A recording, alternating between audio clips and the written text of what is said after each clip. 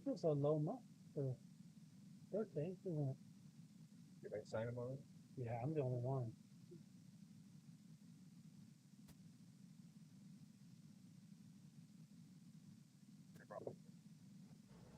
Good evening, it's 6 p.m.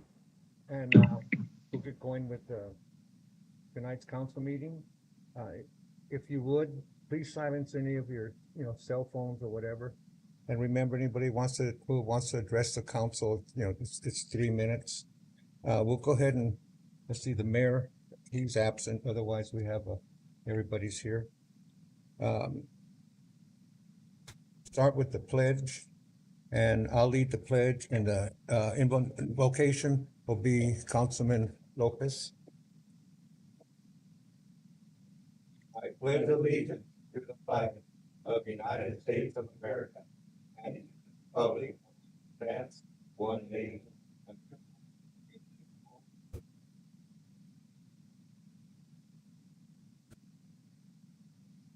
Father, I come to you in many names by which you're called upon in our valley and in our nation. I ask you to be with us tonight, that we can place wisdom for our citizens out on the items that are before us. And I ask for help through the entire valley and for our employees also, that everyone be healthy and safe. I ask this in the name of Jesus Christ. Amen. Amen. Thank you.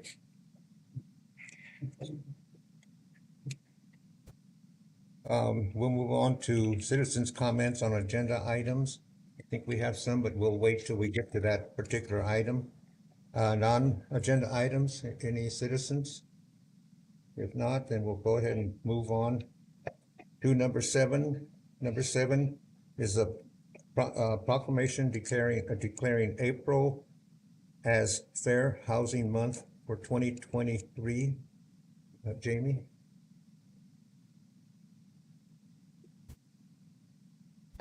Good evening, Mayor and Council. This is a request for the Mayor and City Council to proclaim the month of April as Fair Housing Month in the City of Safford and encourage all citizens to work for equal housing opportunity in our own community. The Civil Rights Act of 1968 and the Fair Housing Amendment of 1988 ensure full and fair housing access and opportunity for everyone in the community. You will see the proclamation, Vice Mayor and Council, that we've added for your signature. And then there are 4 documents that are the required posting documents for our CDBG funding from the Department of Housing if you have any questions. Have any questions or comments? We will also be having a housing fair on April 25th at 5 p.m. at the Annex, and the public will be given notice of that. Vice Mayor, do you want a motion on this, or? Yeah, it's an action item. I'll make the motion, we approve the proclamation declaring April as Fair Housing Month 2023. Okay, we have a motion. Do we have a second? Second. Okay, we have a motion and a second to approve the proclamation declaring April as Fair Housing Month 2023. All in favor? Aye. Opposed? The motion carries. And we'll move on to item 8. It's the minutes of February 13th, 2023 and February 27th, 2023. Any discussions or?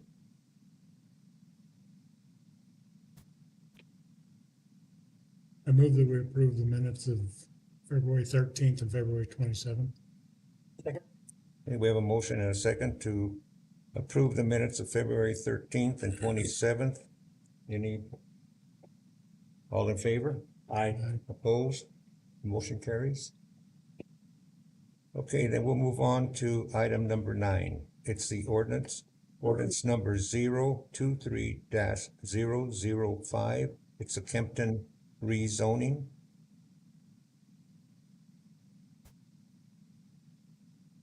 Good evening, Vice Mayor and Council. Staff is requesting a second reading and approval of ordinance 023-005, an ordinance of the City of Safford, Graham County, Arizona, rezoning Graham County Assessor's parcels 103-09005J, 103090005H, and 103090005K from AR Agricultural Residential District to C2 Highway Commercial District.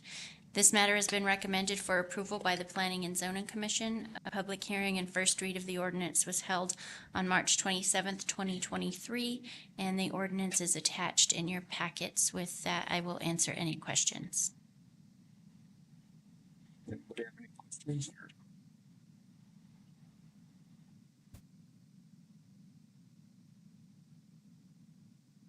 We have a motion. I'll make the motion. We approve ordinance 023-005 Kempton zone rezone. Second. Okay, we have a motion and a second to approve the ordinance 023-005. That's the Kempton rezone. All in favor? Aye. Opposed? Motion carries. Good luck and thank you. Need to read it again? Yeah, read it. Want to read it in? Approval of ordinance number 023-005, an ordinance of the mayor and city council of the city of Safford, Graham County, Arizona, effectuating a map amendment rezoning Graham County assessors parcels numbers 103-09-005J, 103-09-005H, and 103-09-005K from City of Safford AR Agricultural Residential District to C2 Highway Commercial District. Thank you. Okay, Heather, did you want to say anything by chance or? No, I didn't think. Okay. Yeah. Okay, then we'll move on to item number 10. It's a resolution, R 23-009, the new national opioid settlement agreement. John? Good evening, Vice Mayor, members of council. Staff is seeking mayor and council approval of resolution R 23-009, a resolution to participate in the new national opioid settlement agreement against Teva, Allergan, Walmart, CVS, and Walgreens as the next phase in the One Arizona Plan lawsuit. The background is city is party to the One Arizona Distribution of Opioid Settlement Funds Agreement, One Arizona Agreement, with the state and counties and cities and towns across the state regarding the distribution of proceeds when settlements are reached with manufacturers, distributors, and dispensers of opioids concerning damages resulting from the opioid epidemic. Pursuant to the One Arizona Agreement, the city entered into a previous settlement agreement with opioid manufacturers and distributors regarding opioid settlement proceeds and the distribution thereof. At that time, the city approved participation in the lawsuit against opioid manufacturers and distributors. Current phase of the litigation and resulting settlement negotiations involves claims against the dispensers. In participating in this settlement phase, the city agrees to forego future actions against the entities that are parties to the settlement agreements. This agreement is very much like the preceding agreement, and just as an FYI, we have received $58,000 so far from the first agreement. Those monies just started to arrive at the county. They go through the county and get distributed to us. So we're starting to have conversations about what we might be able to use those monies for. So we've got $58,000 from the first series of agreements that you had approved. This agreement is structured in the same way. Local governments will get 56% of the proceeds, and they will be distributed through counties based on population, and there's some other aspects of the formula, including statistics regarding opioid usage. So this really is a repeat. It's just a different set of corporations that are now being sued. And again, the idea behind these class action lawsuits is getting full participation all in one shot, so they're not constantly being sued over a period of time. And again, as before, the more municipalities that agree to participate, the more the funding levels will be that get distributed through the counties to localities. And I would be happy to answer any questions you might have.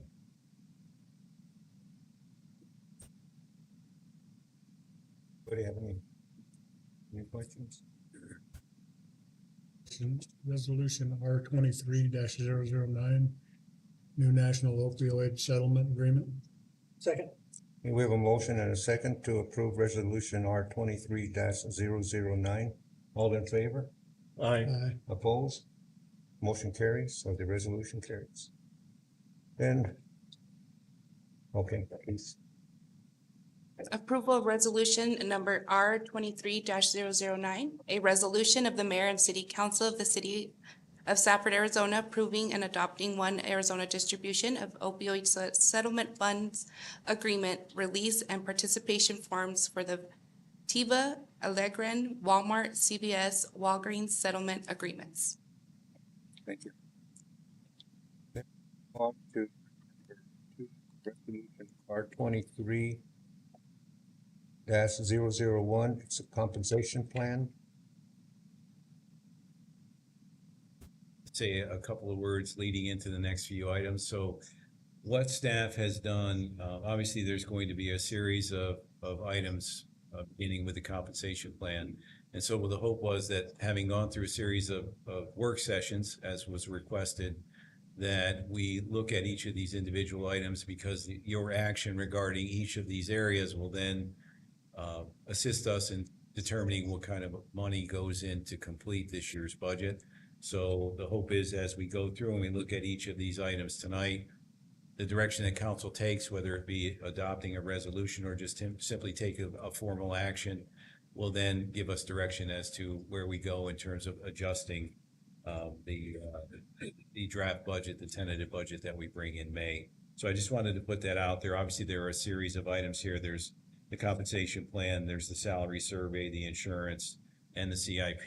And again, just as a reminder on the insurance, council will need to make a decision tonight on the insurance, because we already delayed 1 week getting that information to Raggett. So tonight we really do need to make a decision on that. So again, I just wanted to understand the big picture here is that we're bringing these component pieces so that you're able to look at each one of them individually and take a formal action. And then as a result of that action, we can build the remainder of this year's budget. Thank you. Good evening, Vice Mayor and Council. This is a request for Mayor and Council to approve Resolution R 23-001, a resolution approving revision to the City of Safford HR Comp Plan and related policies to include the performance evaluation policy, probationary employment period policy, staff promotions and transfers policy, and HSA policy. The City of Safford HR Department does not have a formally adopted comp plan that establishes a standard systematic process for employee compensation.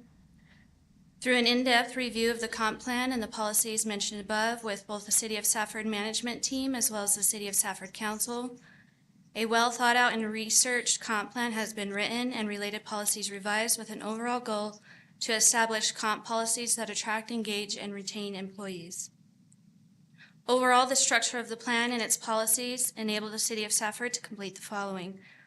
First, the HR department can conduct regularly scheduled reviews of cost of living adjustments, performance-based merit increases, and market reviews every 3 years. Next, it allows for the council and staff to have a structured approach for addressing employee compensation annually. This will support both a consistent adoption process by City Council and a consistent implementation process by staff today and going forward.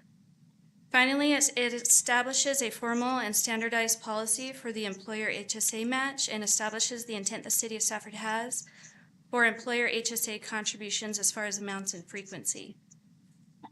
Staff recommends City Council adopt Resolution R 23-001 to establish a formal comp plan, to establish regularly scheduled market reviews every 3 years, and to establish performance-based merit adjustments annually and cost of living adjustments annually to salaries. It is further recommended that the following subcomponents to the overall comp plan be reviewed and obtain an affirmative vote by City Council on an annual basis: Sworn Police Officer STEP Program and the Apprentice Lane Worker Training Program.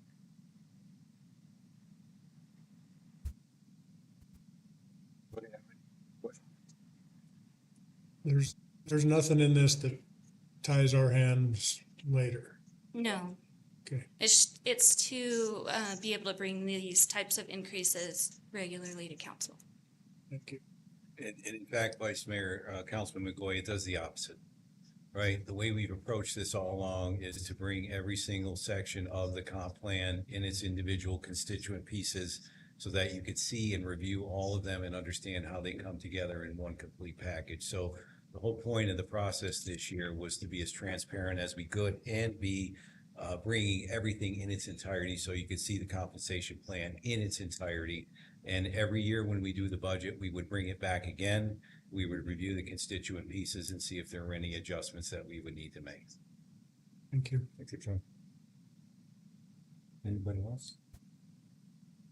I just want to say, Daniel, thanks again for all the work that's gone into this. It's, cleaning it all up has been fantastic. Even the sick leave and, just all the policies that needed, tweaking and cleaning up. It's an impressive, final product as far Thank as you. I'm concerned.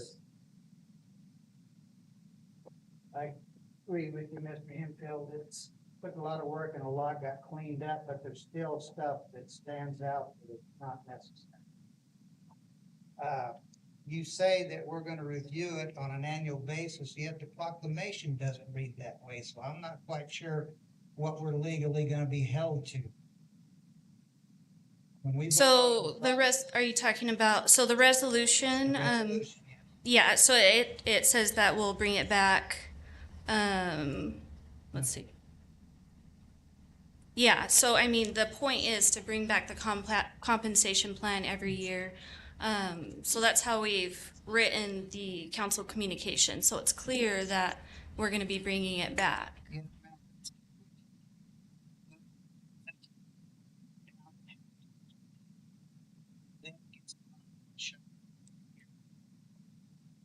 I wanna check it out every year too.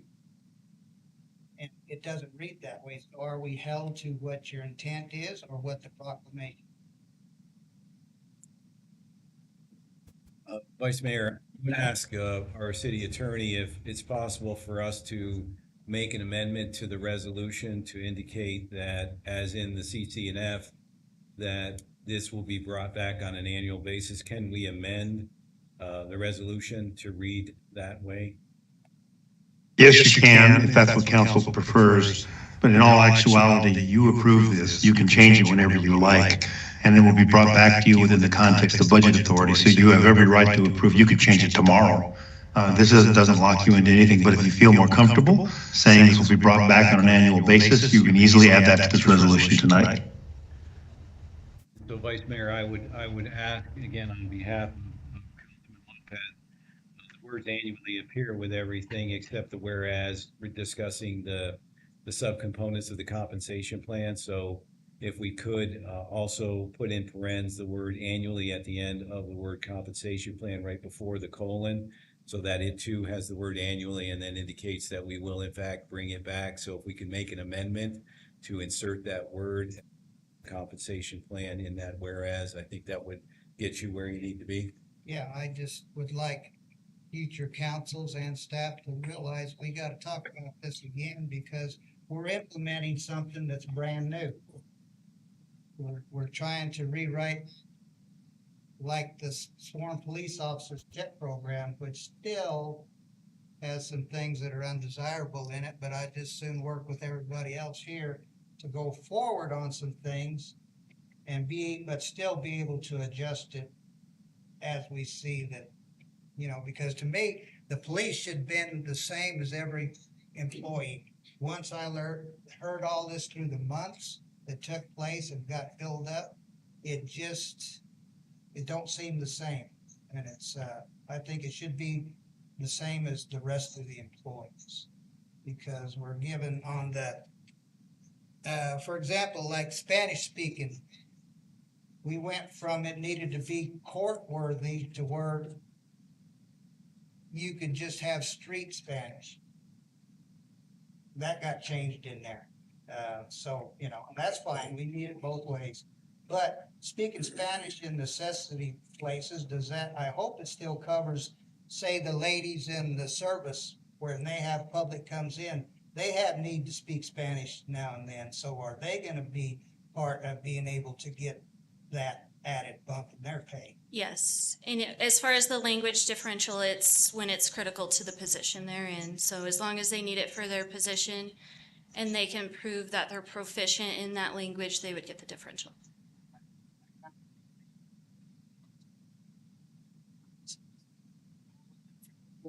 is that is part of what we're doing. Do not the officers have pay grade steps? They do. What we're proposing for the employees? They do. So theirs is different in the fact that they get their bump every 2 years. So it escalates them through their range. It's the guarantee. And we went, they, chief, last week to stand. Yeah, somewhere along the lines it increased. Yeah.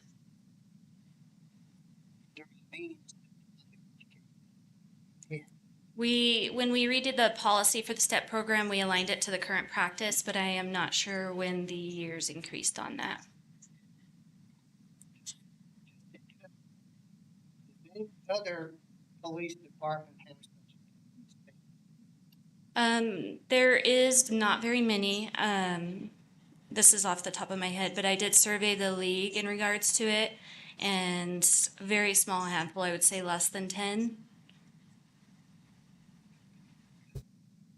start talking.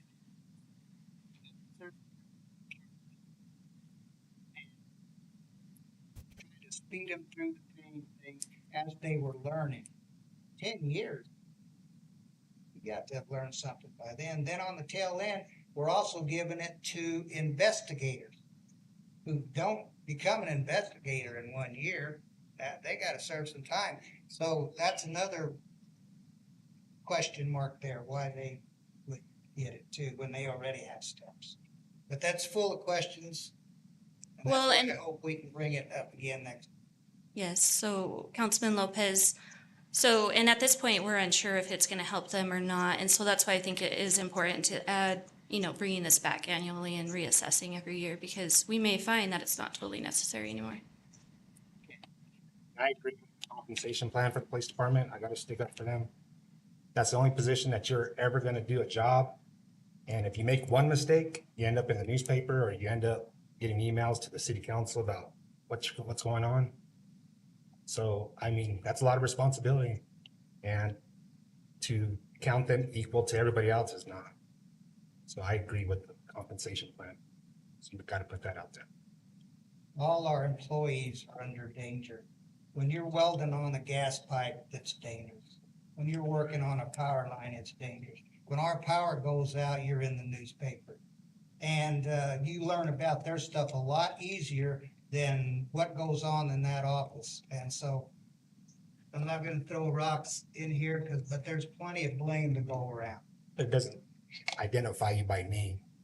It says the department, city of Safford, hit a gas line or whatever. So We've had incidences where people's names did not appear in the paper recently. So I don't agree with what you said. look up in the media, watch the news. Did you have something? Yeah, I just would like to add that, if we're able to bring it back annually, like it's been mentioned, we may find with COLA that this version is giving the police less Right. of a raise. Right. But if the overall, plan that the police currently have, if that's gonna help attract and retain quality police officers, that's good as well. So Right. I see both sides of it, and as long as we can come back and fund it or not fund it along with other COLA increases, I'm good with that. It was a good job.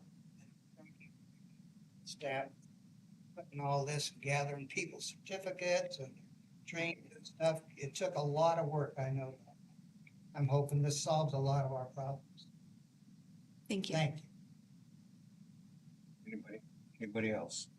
So, Vice Mayor, can we get that amendment to amend the resolution Yes. to insert the word annually at the end of the third whereas between the phrase compensation plan and the colon?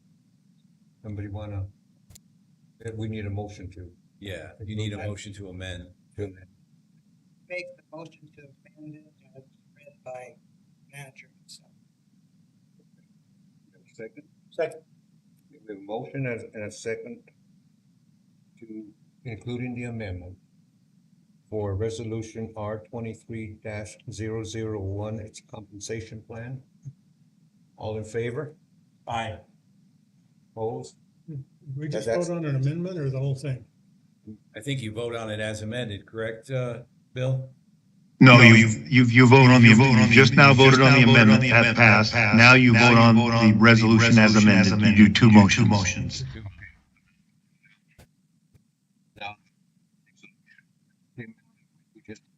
Now the resolution R 23-001 As amended. as amended. Yes. Resolution R 23-001 compensation plan as amended. Second? Okay, we have a motion and a second to approve resolution R 23-001 with amendment. All in favor? Aye. Opposed? Motion carries. Thank you. Read it, please. Approval of resolution R 23-001 with the amendment of adding the annual at the end of compensation plan. A resolution of the mayor and city council of the city of Safford, Graham County, Arizona, approving the compensation plan performance evaluation policy, probationary employment period policy, the staff promotions and transfers policy, and the health savings account HSA policy of the Human Resources Policy Manual for the City of Safford employees. Thank you. Okay. We'll move on to item number 11, the budget. Fiscal year 2023, that 2024. It's preliminary budget, salary survey adjustments. Good evening, Vice Mayor and Council. This will be the first of a couple action items for the budget. This first one's going to be salary survey adjustments. This is to request the Vice Mayor and City Council to approve the results of the council requested compensation market review designed to ensure competitive pay practices and to eliminate compression from the current City of Safford compensation practices.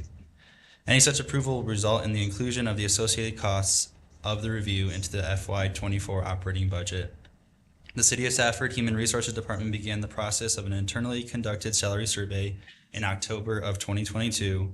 Phase 1 of the salary survey consisted of department heads reviewing all their current job descriptions for accuracy and calculating the years of experience of the current staff. Phase 2 began December of 2022 and involved department heads collecting all degrees and certifications from their staff to calculate differentials. Phase 3 entailed position data collection from council-selected cities and towns, as well as additional resources when necessary. It was then determined where current City of Safford staff correlated to positions regarding the market data. Staff presented the findings to council last week in a work session on April 3rd. The City of Safford Human Resources Department and City Manager's Office determined new pay ranges for City of Safford positions using an average of city and town data collected.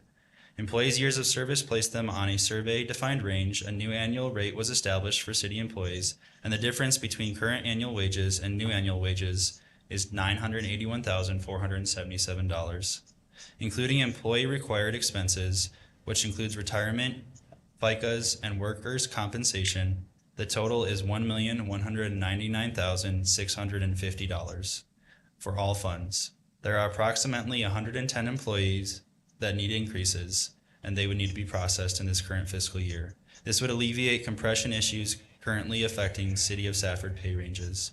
It is staff's recommendation to approve and fully implement the results from the market review for FY24 budget.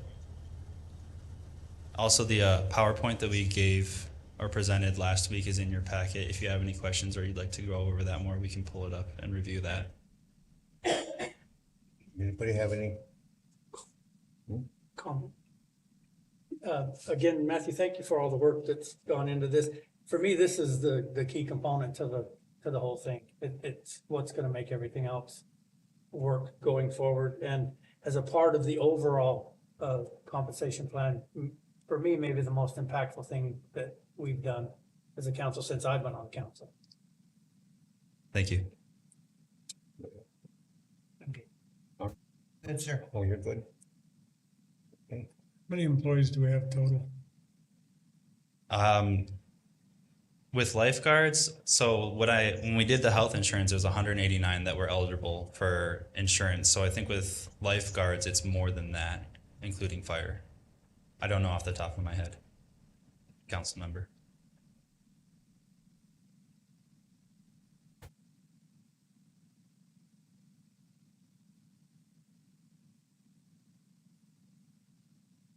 Motion. Did you have? Yeah, it's about that. So I'll add to what Matthew stated. So we have about 147 regular employees, and then about how many? About 30 firefighters, and then this year we're hiring about 44 lifeguards. So out of all of that, it's the 110 employees that need increases to fix compression. So he was very close with his response. I'm just trying to get a grip on who we're fixing. It's a really big mixture, and what it comes back to is the years of experience. So it's not any one given position, any one given department. It really is just fixing compression. We had to collect all the years of experience on everybody, and so there's not necessarily any rhyme or reason to.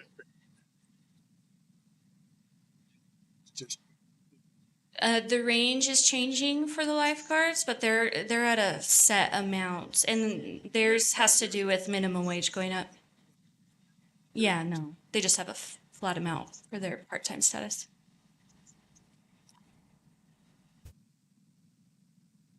So Matthew just mentioned that they did up the firefighter call out. No.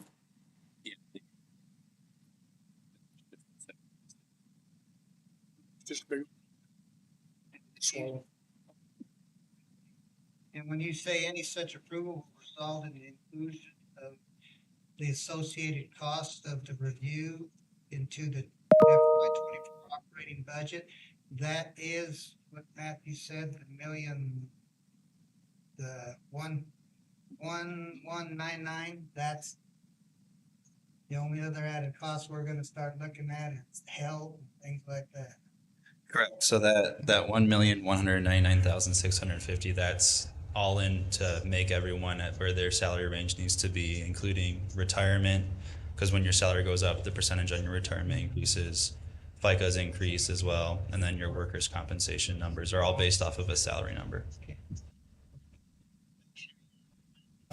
That is the final number. In that case. Budget salary survey adjustments. Second. Second. Okay, we have a motion and a second to approve the fiscal year 2023-2024 preliminary budget summary, salary survey adjustments. All in favor? Aye. Any opposed? Okay, motion carries. Then we'll move on to item number 2, 2023-2024 preliminary budget. It's the insurance premium split options. This is the second one, and this will be a request for the Vice Mayor and City Council to approve the City of Safford's insurance premium employer and employee split. The City of Safford has 8 different election options for employees to elect for health insurance, 4 different election options for dental insurance, and 4 different election options for vision insurance. Among those options, the employee-only option has a premium split of 90% employer paid and 10% employee paid. Employee and spouse, employee and children, and employee and family have a premium split of 85% employer paid and 15% employee paid. Staff presented the findings to council in a work session on April 3rd, 2023. Staff has determined that the year-over-year cost to the city across all funds to increase the employer paid portion of premiums are in the following table. It would be $180,000 increase, including the 4.5% increase that we experienced in the premium bump for not to have all plans go to 90/10. $302,947 for all the plans to go to 95/5, and then $423,053 for all plans to be 100% employer covered. Based on staff analysis and discussions with council, staff recommends inclusion of the 90/10 split in the FY24 budget for all elections. Any, So this will change family coverage, but not employee coverage. Employee only is at 90-10 already, so that would remain the same if all the other plans went to 90-10. When you go up more than that, I do believe that we have something in our policies with Ragged that the employee-only plans cannot be covered less than, or we cannot pay less than what we pay for the dependent plans, so they would also bump up with that. Anything over 90-10. Vice Mayor, can I make a motion? Sure. I'd like to make a motion that we approve the 95.5 premium. You said the 90? 95.5 premium? We have to amend, or I guess it's just a recommendation at this point, Right, right? this is just a formal action. There's no resolution. Right. And so we have, the options are there. We made a recommendation, but I don't believe, and again, Bill can jump in, but I don't believe there's an amendment required at this point. But what we'd have to vote on we haven't had a second. Well, if he gets a second, then you would have to vote. I second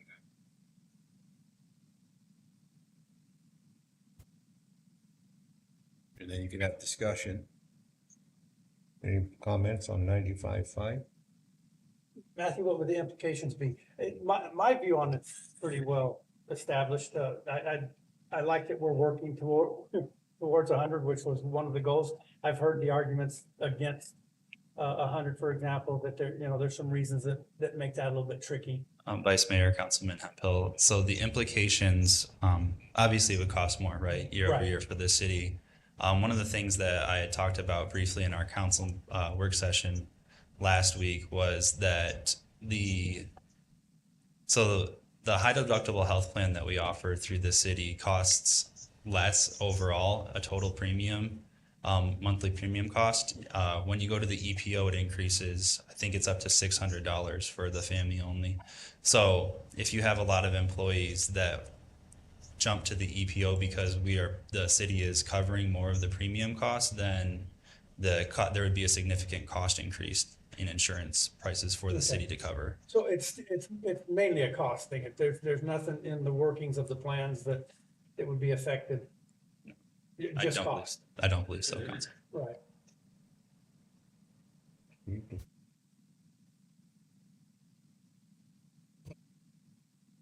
Take this in small steps, and I think the employee should be vested in this. I think they should I think it should cost them something to go to the doctor. I don't disagree with Councilman Hemphill on, he's kind of afraid somebody doesn't go to the doctor when they need to, but I see it the other way. I think people will go to the doctor when they don't need to if it's free.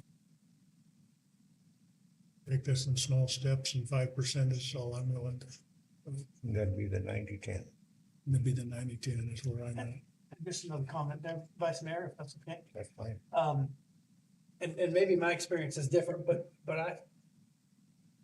my decision to go or not go would be based more on my, the co-pays and I don't think I'd ever based going or not going to the doctor on my premium. So, yeah, I don't, But that is your copay. the copay is what I pay when I go into the ER, whether that's 50 or 100. But it's gonna be part of that. Right. But if, 5 or 10 yeah, or depending on 15%. the plan itself, that's what would motivate me to, whether or not I can afford it. The other's already coming out of the check. So again, I know you have some experience that's a little bit different than mine, but I'm also not hung up on it. I could go either way, but maybe Mr. Lopez can shed some light. Where are you at? We made a big effort last year to go 85-15 and more than 67. And I listened to the lady that got up here from the landfill and told us about how hard it was to meet her premium. She loved her job, but she had to go, but she was a lady with a family. We went 85-15, and more than half the employees' premiums were cut in half. And we were gonna take little steps at a time. We took a big step today to hopefully her the compression and get people some raises going forward. That's where I was looking, is to try to get some money in their check after we did that last year. So, that's my feeling again this year. That's why I didn't say nothing. I just going along with it. I'm at 85.15. Backwards. No, that's where we're at now. Oh, I see. That's where we're at now. I myself, I favor the 90-10. That's where I'm. Because that is giving, just a little bump up, and I think that's, I'm satisfied with that. Okay, so now where do we stand as far as it goes? I think you would call the question Your at motion was- 95.5. Michael? Yes. 85. Okay, now, his was the 95.5. 95.5. We had a motion. Did we And a have second. Okay, we had a motion and a second for 95.5. All in favor? Opposed? The next motion is the So the motion failed. motion failed. Okay. Just for the record. Okay. Now, do we have a motion? We have another motion.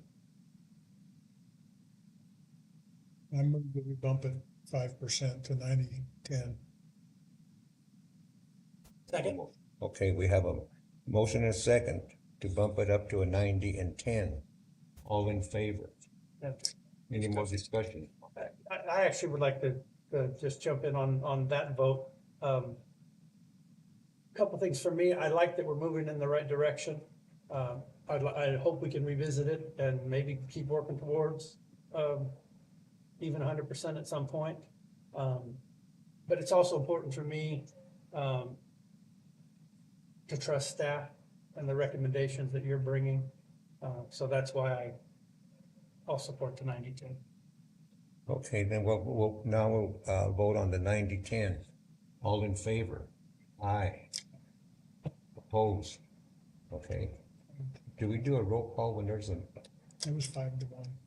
Mr. Mayor, the open meeting law does require a roll call. You can do it by hands, provided you leave your hands long enough so the clerk can tabulate who voted one way or the other. The minutes have to expressly say, these people voted yes, these people voted no. One way to do that, Mr. Vice Mayor, is at the end, you could say, the vote occurred, there were 5 people for, and you name the 5 and the 1, but you can let the clerk do that, but you just need to leave your hands up long enough so she can see how you voted.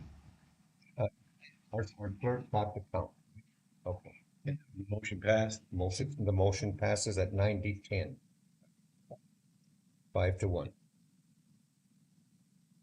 Okay, then we'll move on to item number 3.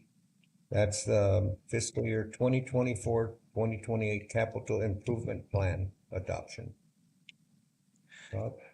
Yes, good evening, Vice Mayor and council members. Staff is requesting your approval tonight to adopt the fiscal 24-28 capital improvement plan.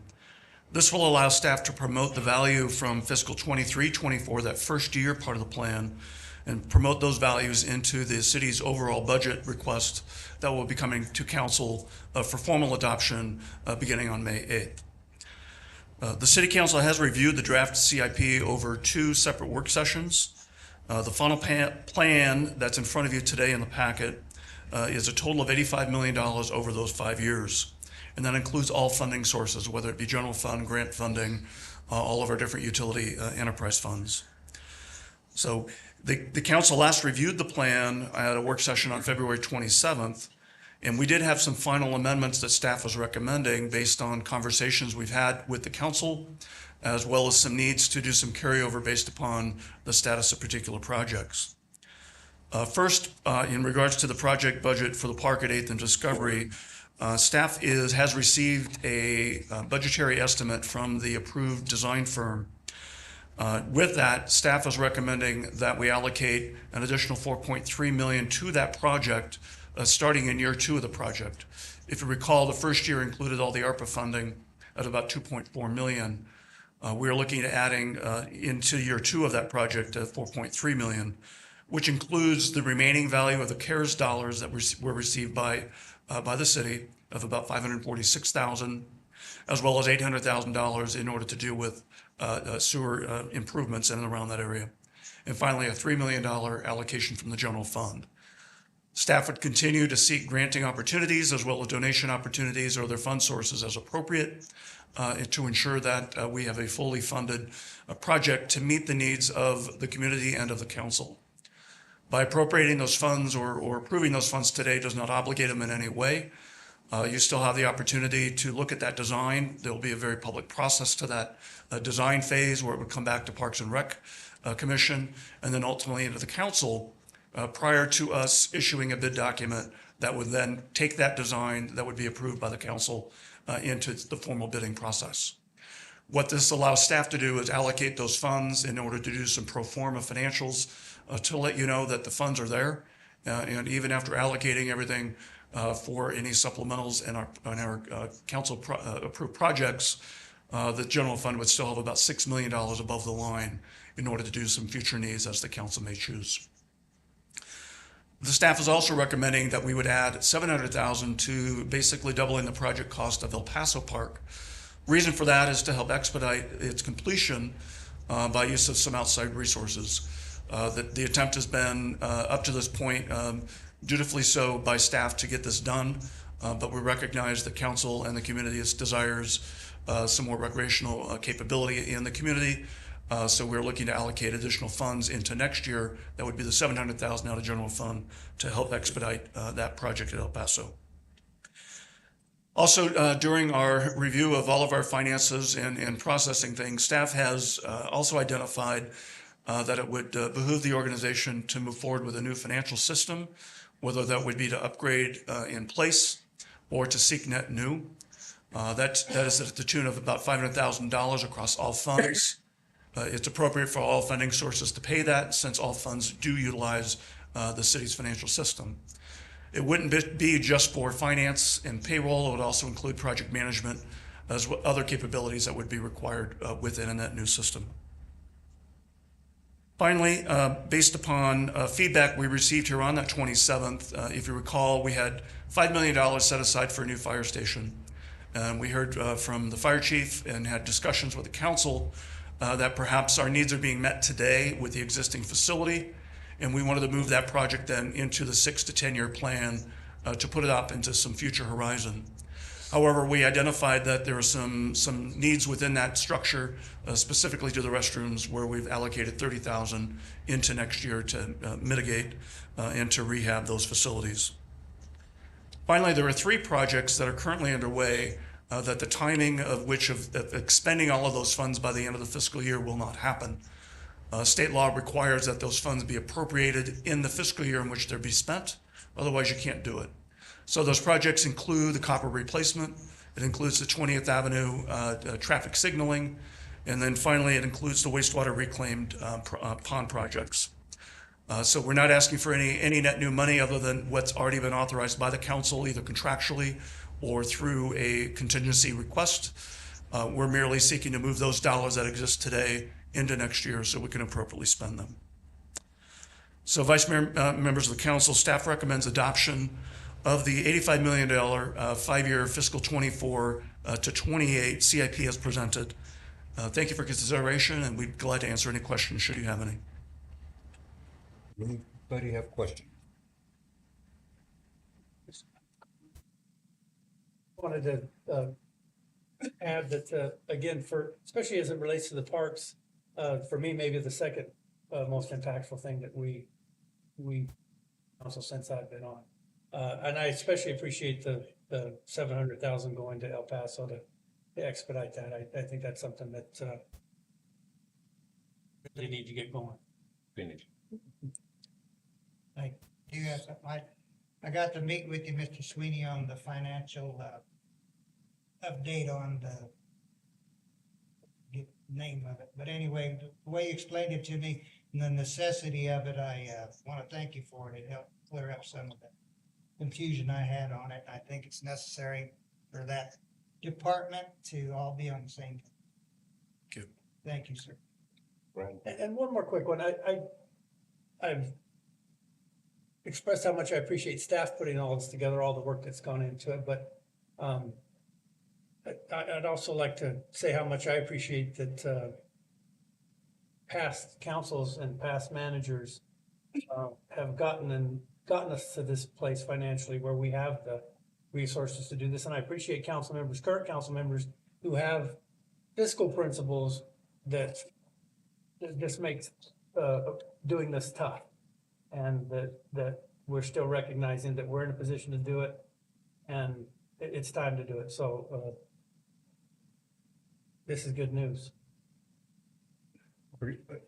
In this budget, we're gonna be getting a new, bookkeeping system, more than this? Yes, Vice Mayor, members of the council, in the vernacular they use in both the government and other businesses, they call it enterprise resource planning tool.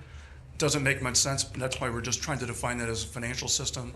It would replace the current finance process, payroll process, and provide, specifically in the CIP, provide our engineering group a much more robust system for them to track and report out the status of those projects on more of a real-time basis than instead of working on spreadsheets.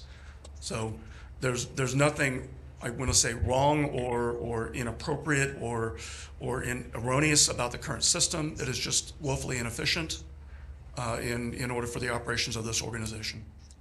Thank you. Okay, anybody else? I move we approve the 2024 to 2028 capital improvement plan. Okay, we have a motion. We have a second. Second. Okay, we have a motion and a second to approve the fiscal 2024 to 2028 capital improvement plan adoption. All in favor? Opposed? Motion carries unanimously. Okay, then we'll move on to item number 12, announcement of current events.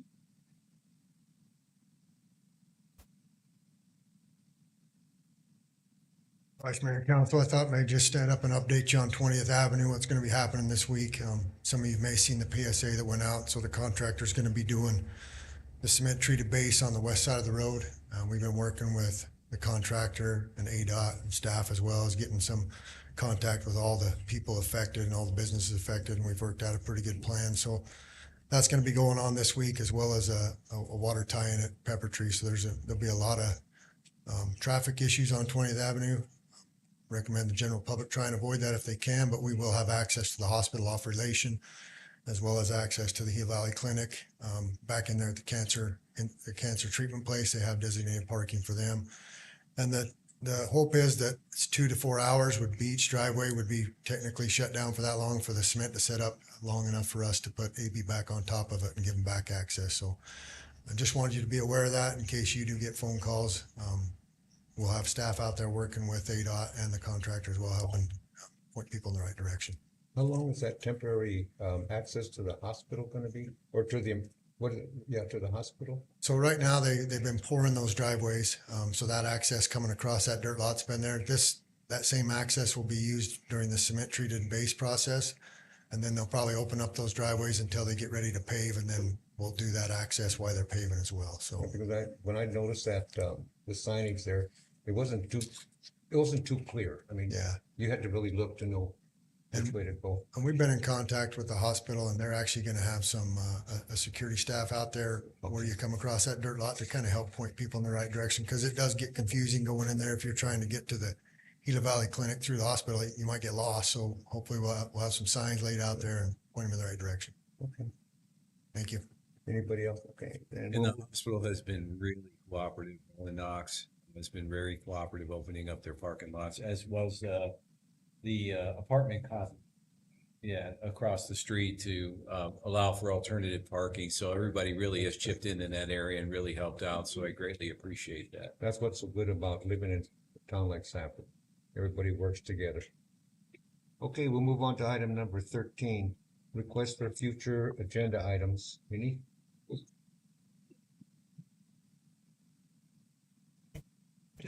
I never talked to the council. I'm hoping this year's budget, before we get it, that you'll allow some monies to be able to take the students to the League of Cities and Towns again. I just didn't want to take it for granted, so. And I would like to just say, as far as I'm concerned, this year's budget has been presented to us in a very nice Nice format. Appreciate it. Then we'll move on to item number 14, and he's already up there ready to give us a spill. Go ahead. Ready to go. Vice Mayor, members of council, I just wanted to give a brief introduction. We had talked about some public information issues during my evaluation, and so working with Captain Avila, we talked about the police aspect of it first. We're going to have a corollary to this for the city in general, and so we did look at an SOP for public outreach in general, communicating with council and the media. And then also the Citizens Police Academy. And so again, what we're trying to do is also make it known what City of Safford Police Department is already doing. There are a lot of activities they participate in that we don't get the word out. So I, talked with them about, getting stuff on Facebook, and they participate in a lot of events. Well, this will be the step in this process. This will look at the police public outreach participation SOP process. We will have a city version, and we'll bring them both back to you eventually for adoption as a policy. Good evening, Vice Mayor and members of the council. Let me give you some, as City Manager Cassell said, some information on and updates on what the Safford Police Department does for our public outreach and community engagement, along with some steps we're taking to improve our relationship with the media. We've had some feedback in both areas, and we're going to be proactive in solving some of the issues and giving you the information that you can see what we're doing and how active we actually are. We'll go ahead and start with the media relations. So we actually have already general orders that govern the police department as far as how we interact with the media. I'm not going to go through its 5 pages. I'm not going to go through all of it, but I'm just going to go through some of the improvements we've made to try and help streamline these processes. So our general orders are public information, media access to police scenes, and the release of police reports. So public information, basically what that means is that anything that's going to be released out of police department is going to come from the PIO. Well, we don't have a designated PIO, so that's going to be the chief of police. The chief can designate anybody in the department, which will usually be the captain's positions, or we can even go to sergeants if we need to. So that way we can monitor and filter the information that's being sent out to the media as well as to the public. When we do releases, obviously we have to be considerate of what we're actually releasing. We have sensitive information. We can't compromise the integrity of investigations. One of the issues that generally comes up is the speed in which we release them. We obviously are not a really big department, so if we have a major incident, it takes everybody from the chief down to work that situation. The information that we release is sensitive in nature a lot of times, most of the time, and we can't release it immediately. It takes some time to get things figured out before we can release it. So we will do it as promptly as we can. Again, we have to work at our pace, and we will work with the media as best as we can, but we also can't get caught up into their race of who gets the story out first. So, but our goal is to work with them and get it out as promptly as we can. We did put in there some of the stuff about what may be released, and we stress may. That doesn't mean that we're going to release everything on this list in its entirety. We sometimes maybe just give you basic information, date, time, location, and the actual incident that was involved. Again, some of it's sensitive in nature, so we can't release it, and it'll come at a later time. These just go through different scenarios of what will be released. And then it also gets into what will not be released. Obviously, we have crimes that we work that involve victims, whether it be sex crimes, juveniles. We're not going to release that information. Okay, when it becomes a public record, then obviously when the public records request, but we do have redacting policies that will govern those. Some of the things that should not be released is we're not going to give opinions, obviously. We're not going to give past criminal histories, and we're not going to give, well, we think he's guilty or he or she is guilty, so we're not going to do things like that. One of the big things we come upon is media access to our scenes. So media is not given any access that's not granted to the general public. So if the general public can't go there, generally the media cannot either. And again, that's for integrity of scenes. We do have, fluid scenes a lot of times. And I'm sure you guys hear about them. People call, hey, I think we just had one earlier. We had an incident over here at the tortilla factory. It wasn't a big deal, but there were phone calls coming in. So, people know, people make phone calls, just so it's not a major incident to us, but I went through Matthew and we got the information out. So, like I said, pretty basic, not a real big deal. Media, we're not gonna let the media into our scenes. If it's a major incident, we will make every attempt. Again, we're limited on resources a lot of times, but we make an attempt to even set up a media staging area in those cases, and so we get everybody at once. Again, it's the media's responsibility to show up if they want to be on scene and kind of get that information as it comes out in it, initially. There are all other scenes, whether it be, say, fire scenes, fire scenes. Fire actually controls the scenes. We help them. The fire command will tell us, hey, we can do this, and we assist them. So we work in conjunction. If we have, natural disasters, if, say, for example, when we had the big hailstorm, so we had to work with all kinds of different departments of where we could get people in and out of. So just to kind of help streamline those processes as well. One of the things that we are going to do also is that, and I think we've started, but just so it's in written form, is that when we have a major incident where we believe the city council as well as the city manager is going to start getting phone calls, we're going to put it out to you guys in email form. When we do that, we will also include the media in those emails. Something that's really major, it's going to be a direct phone call to the city manager. He will help us draft and approve any media releases that go out, as well as streamline any other resources for releasing information, that kind of stuff. So just so you guys have it and you're not left behind either. One of the things we are working on too is getting it out on our social media sites. So that way, if a media release gets out and they say, well, you guys release this information, you can go to our social media site and say, no, this is the exact information we released. That way there's no discrepancies there. I know I'm going through this kind of fast, so any questions so far? Even better.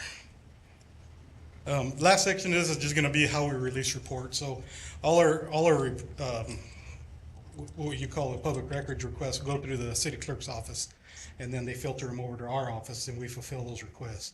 They can be for reports in their entirety. They can be for photos, videos. One thing when we talked about is we'll do it as soon as we can. One of the things with video, when we release video, we have to redact a ton of information. Anybody that's not involved, and so when officers are wearing their body cameras, they get the general public. Our evidence technician has to go through and redact and blur out faces. Police officers have their computers in the car, they have to blur that out. So a 10-minute video can take up to 8 hours to redact. So it's a timely process, and so we ask them to be patient. So if you ever get those kind of, go ahead, Councilman Arvizo. And how many people work on that in your office? We only have, our evidence technician is the only one that redacts video. Just one person? Just one person. And I will say there has been, I don't believe they've gotten anywhere where that could increase as far, not with us, but the amount of redacting that's done in videos for police videos. Very time consuming. Very much so. Does that one person have more duties than just doing that? She's our evidence, Misha Curtis is our evidence technician, and that her job is technically evidence, but she does the redacting for the videos. Like I said, it's top of the redacting, she has to do all that other stuff too. Correct. Any other questions on our media policies? Again, we're trying to streamline it, just so when we have new members of the media come in, we can give them this format and say, this is how it's going to be. It's not, it's not linear, so it's not going to be A, B, C, D, you're going to get this, but we just ask that they be patient with us. Once we have some discussion over this, we're going to meet with the media, we're going to roll it out to them in its entirety, get their feedback on it as well. So if there's some changes that we think are valid, we can either explain why we can do it or why we can't do it. That way they know up front what's going on. One of the important points on that is that it's their responsibility to keep up to date with where we need to be sending these reports. So that's what we ask of them. But like I said, we'll roll it out to them in its entirety, get some feedback from them, and then as a whole, as a total package, roll it out for not only for the police department, but for the city as a whole. So, any questions on that?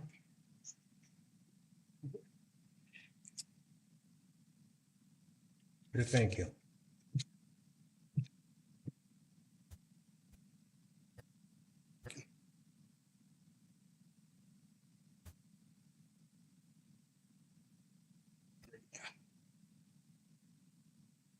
All right, so we're going to talk about our public outreach.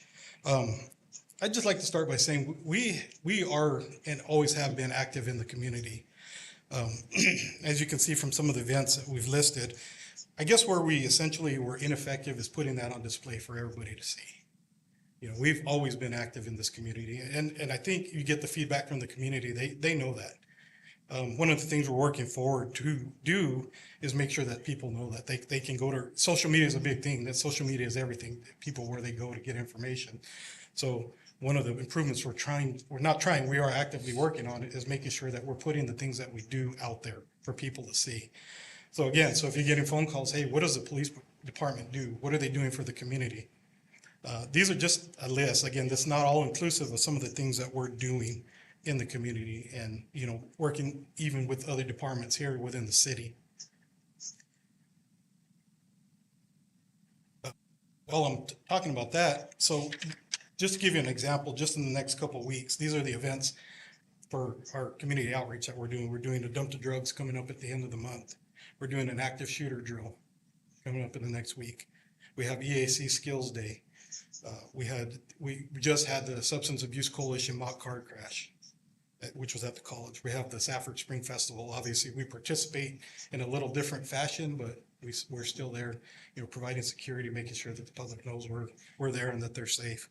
And then we also have what's called ALICE training. So ALICE training is a program we put on for the entire Safford schools, as well as any other businesses or organizations within the community that want to learn about active shooter training and what they should be doing to keep themselves or their people safe. So we have some ALICE training coming up, and we've actually been doing that every school year. We start going through the schools and we work in conjunction with the schools. I will say, as far as the Safford schools are concerned, we do a lot of programs within the Safford schools. We're constantly over there. They help us and we help them. So our school resource officer obviously plays a big part in that too. So we're there at the schools a lot. You know, you'll see us at games, at different events. Like coming up, we have their senior night that they put on for the seniors that are graduating. We obviously have graduation, things like that, the prom. So like I said, we're pretty active, especially in the schools. Even outside school, or organizations outside the school come into the office. We've given tons of department tours. We've gone on and spoken at different like home schools or even I call them charter schools. I don't know what else to describe them as, but they're not associated with Safford Unified School District, but they still have, you know, groups of kids, and we go give presentations to churches and other communities events and the Boy Scouts, those types of things. Going forward in the fall, and it's been mentioned in the budget process also, we're going to revive our Citizens Academy. So we had a Citizens Academy a couple of years ago, and it went actually pretty well. Then it got put on the back burner, and then COVID hit, and so now we're going to revamp that and get it going again.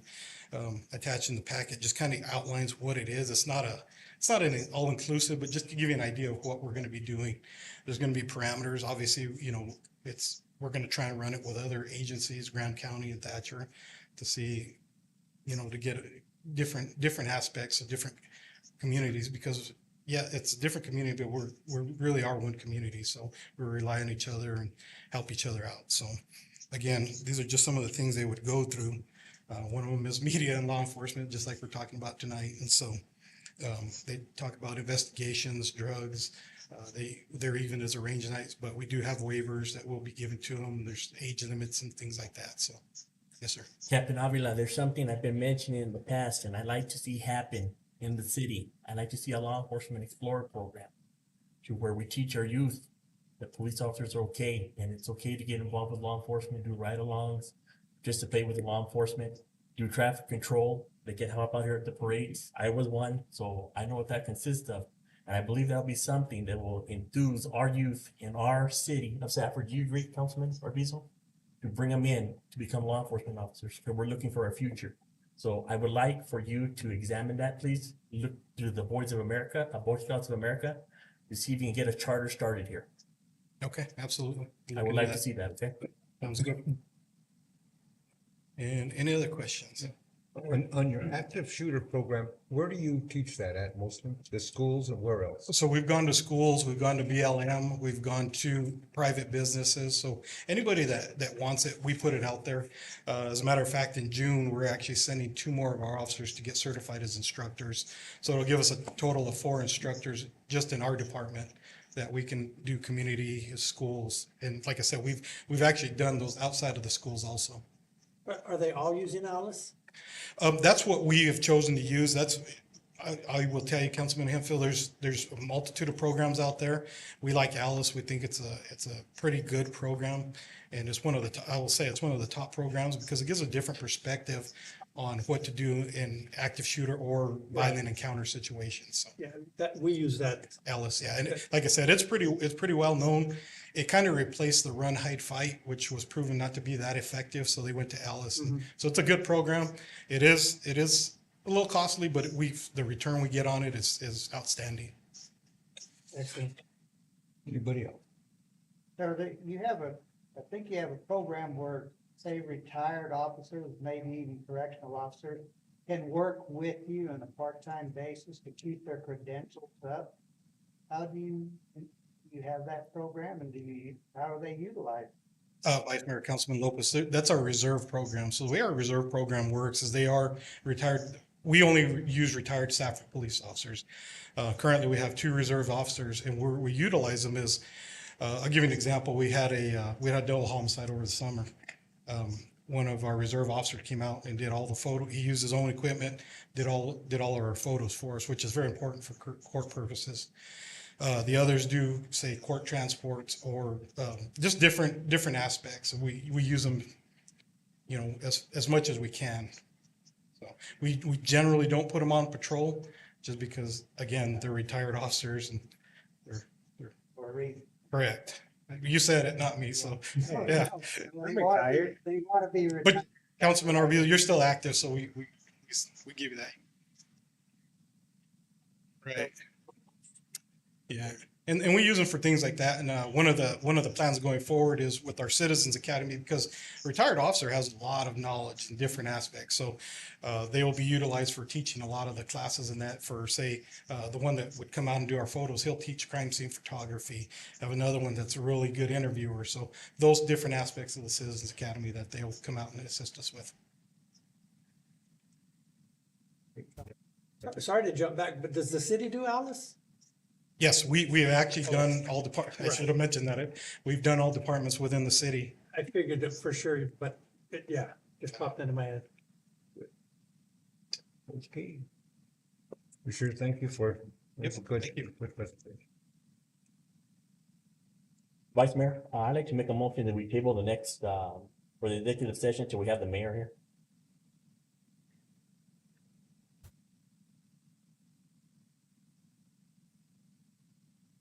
I second that.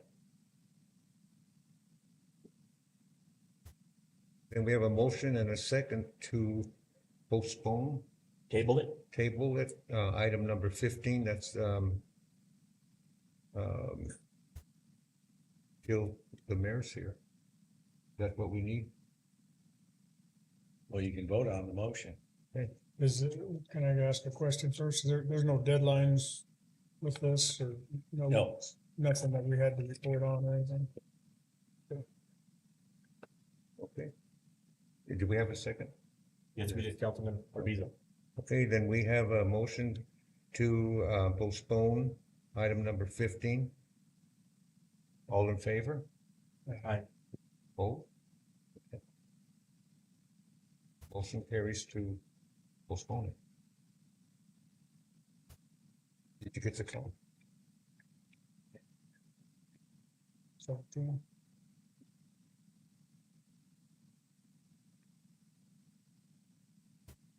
And how about number 17?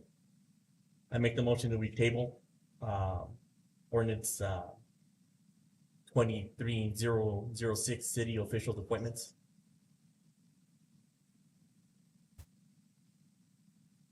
Second that. Okay, we have a motion and a second to table ordinance 023-006, city official appointments. All in favor? Aye. Opposed?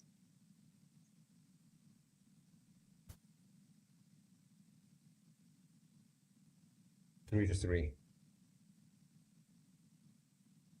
Mr. City Attorney, if we have a tie. Then if there's a tie, that means the motion doesn't pass, so you either have to revote or you have to consider the action tonight.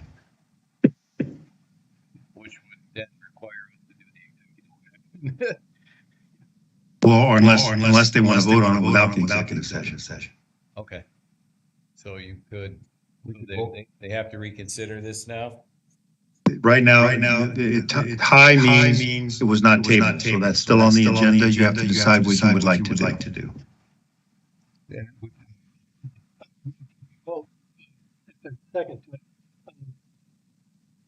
I voted no on the executive session, and I don't know if this comment's out of place. Because I would have preferred to have the discussion even if we tabled the action without the mayor, but if we're not gonna have the discussion, then Councilman Hemphill, I think it's for the mayor to be here. I feel, our mayor is going through, a time right now. We need to support him. We need to make sure he's here, to vote on stuff. And all that. He's toward the end of the road, you know, probably making a successful recovery. We don't know. But I think it's better that we have our mayor here to make the decision too. I was with you, Brad. I thought we could have had the discussion come out and table the action. and again, just to be clear, from my, that's why I voted no on the tabling the executive session. I still would have liked to have gone and discussed it, but if No, then this other one still exists.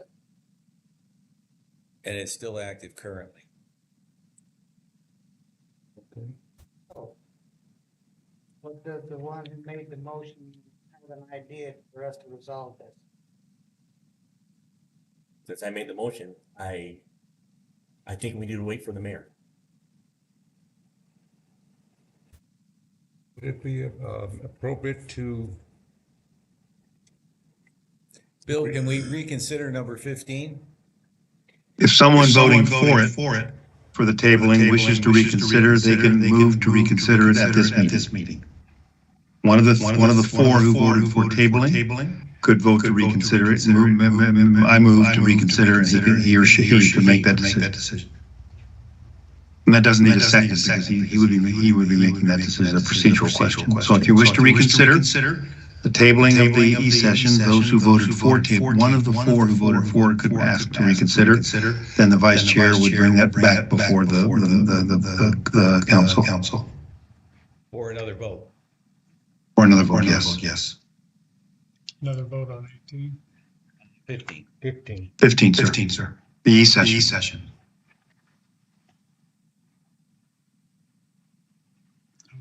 Same. 17. well, 15 is to go into executive session. Right, but if we're gonna let the mayor be here for both of these, then the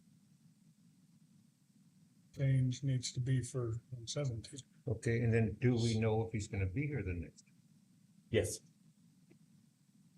Let's wait till he comes in the next meeting. No, I thought you said yes, that you know that he's gonna be here the next time. That's what we're talking about. Yes. Does it have, if we tabled it, we have to have it within a certain time frame.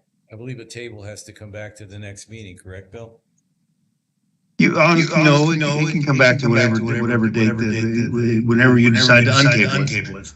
Now, if this were a hearing, and Jamie had made public notices, and we wanted to make sure we didn't have to do the public notices, we would table it to a date certain and time certain. You don't have to do that here. You can table it, and then whenever you wish to take it off, put it on the agenda and untable it. But right now, we have an item on your agenda that there was a move to table that was defeated because of lack of by tie vote. So you still need to consider what to do with the last item. Do you wish to consider the ordinance? Or do you wish to not consider it? You need to make a decision. Four of you need to make that decision.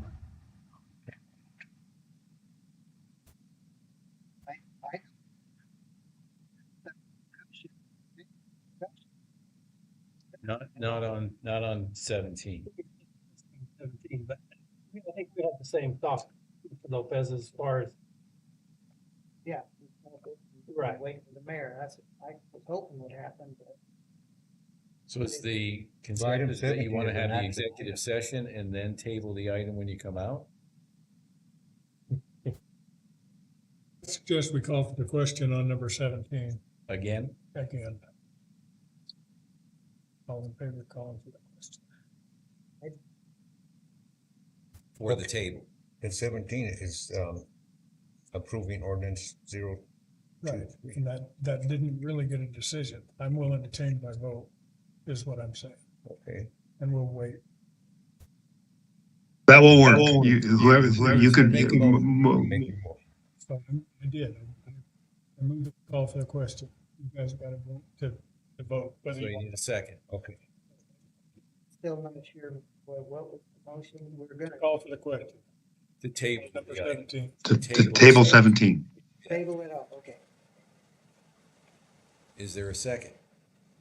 We got the motion. Is there a second? Table 17? Yeah. No, it's to revote. My motion is to revote on 17. Yes, thank you. All right, we're re-voting on 17 Councilman Arbiza. to vote seconded. again. So you have a second. Okay. I don't know the extent of, that these are appropriate comments that I'm about to make. Let me hear it. Councilman Goy said that he would, consider changing his, but I was considering changing mine, which puts us back to 3-3. So. To say that. I made the motion Middle of suspense. to go, so I don't want to put us back to 3-3. Yeah, well, whatever we do, I don't want to do it without discussion. So where we are right now is You- we have a motion and a second to re-vote correct, on 17, Bill? Yes, and that's fair because there was really no action. So now what I've heard is the counselor wants to ask, he had called the question to see if there would, this is an issue of reconsidering. This is a question of, in an effort to see if there's 4 votes one way or the other, to reconsider that action so that the decision can be made. Because I'm telling you, the town attorney, the city attorney is telling you, you need to act on it. And so now, I think I've just heard a motion to, is the motion to table 17 or to act on 17? What is the motion? To re-vote on 17. To revote on the original motion. But and that was tabling, correct? To take. Yes. So if you have a second, you can, Mr. Vice Chairman. Sorry? Okay, so we have a motion and a second to table item number 17. Correct. Okay, all in favor? Aye. Opposed? One opposed. Okay.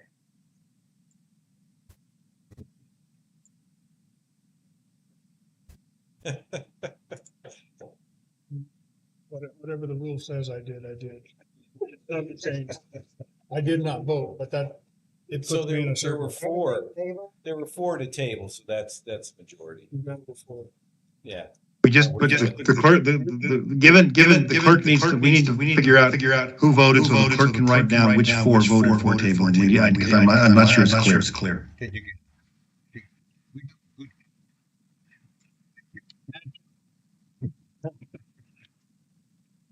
Okay, so now we're up to item 18. This shouldn't be a hard one. I make the motion, we adjourn. I want to amend 18 to. Well, we just get a second. We table it. I think that was- We're adjourned. Sure.